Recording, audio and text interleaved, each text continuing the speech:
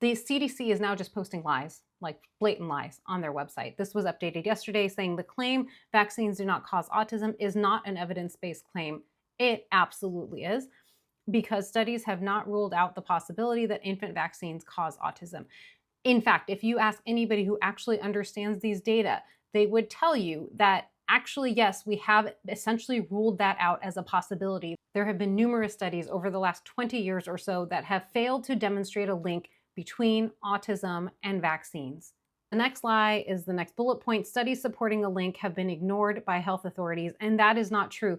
There is not a preponderance of high-quality studies showing that there is a link. If there were, they would be taken seriously. The third bullet point here says that HHS has launched a comprehensive assessment of the causes of autism.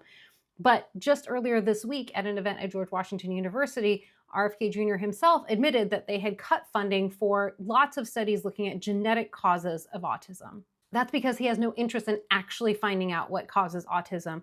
He instead wants to manufacture evidence that will support his personal claim, his unscientific claim that vaccines do cause autism, a claim that he's made repeatedly for many years. The very next section is titled Vaccines Do Not Cause Autism with an asterisk. We're going to come back to that asterisk in a second.